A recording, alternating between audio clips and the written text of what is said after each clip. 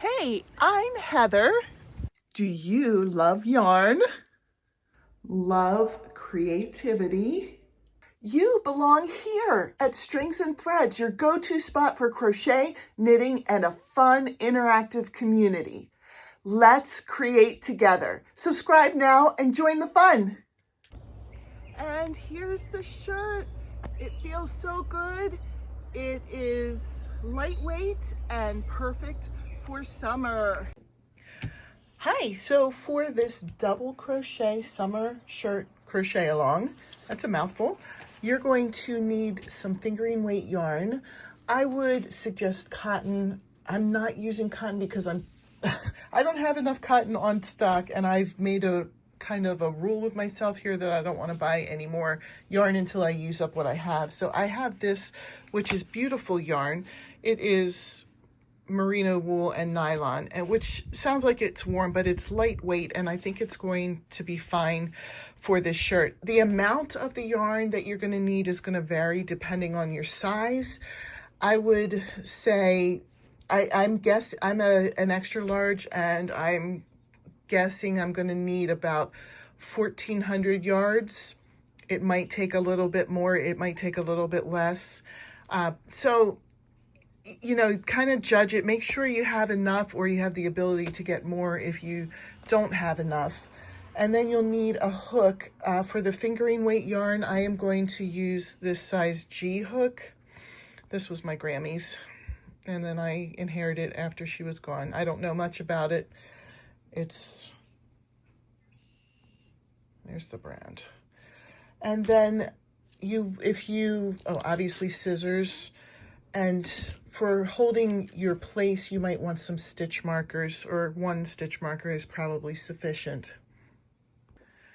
For sizing, obviously this is not going to be a one size fits all. So I am going to suggest this. This is going to be worked up in 2 panels that we also a seam on the sides for. So I'm going to suggest you take a t-shirt that you like the fit of, that you think has the correct fit around your body, and then you take your I'm a bigger person, so then you take your tape measure and you measure across, and then add an extra inch. Let's see, an inch is about 3 centimeters, sorry, it's about to the length, so that you can have enough space to be able to sew the seams and for any kind of bringing in that it might do. So I would chain the length of this, adding 1 inch or 3 centimeters to the end of that.